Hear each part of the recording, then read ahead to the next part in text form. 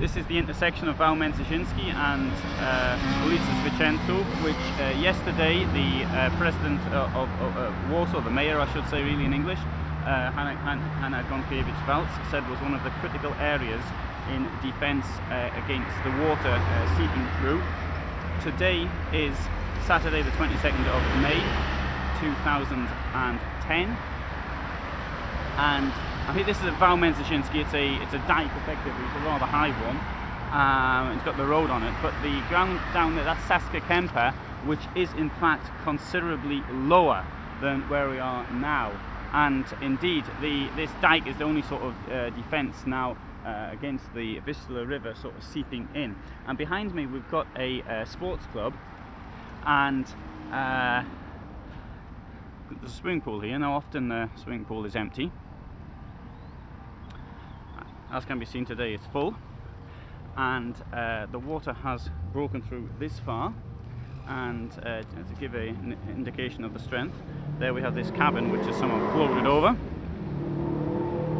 and the water here is what? It's hard for me to say actually, because we can see the top of the fences around here, around the swimming pool. But they are quite high to stop people getting in and not supposed to be in, but it's not impossible to get in.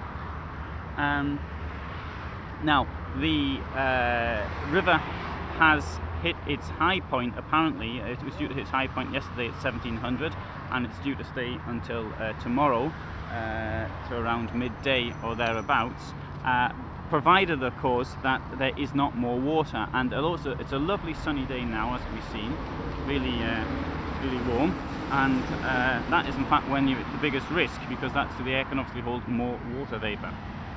Now the reason why the dikes, the levees, can fail is because not as is common belief, because the water comes over the top. It's because the water gets in under it, and it makes the banks weak, and this weakening then will cause it to collapse when the earth becomes so sodden that it can no longer hold itself together. And that's the commonest reason for a dike failing. And at the moment here, this dike is I'm sure it's reinforced concrete and all the rest of it below, but not just earth, but there is a somewhat large risk for those of us who live down there, such as me. And it's very strange to see sandbags in your own street. I've seen plenty of sandbags before to hold the water together, but never in the street I lived in. Yesterday I heard from the taxi driver that a place called Kazimierz Dolna, which is in a lot of my films, has been flooded, which is very sad. It's a wonderful old town.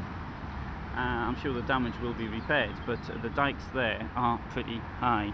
So I presume it was as I said earlier, it was the water seeping through, where the dikes were not actually made from materials that could hold it together. One of the materials actually that was used and still is used, was used first by the ancient Egyptians, was to have like metal cages, and you then fill them with stones, and then you put the earth over the top of it. And this actually does help the earth and things not be washed away by the under seepage of water.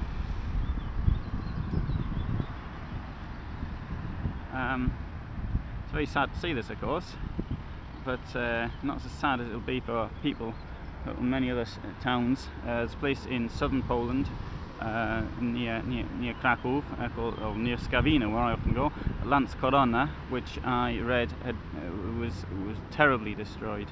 Maybe I'm exaggerating, I'm just repeating what the newspaper said, but it's very sad to see this, and the power of the water is often forgotten, what it can do.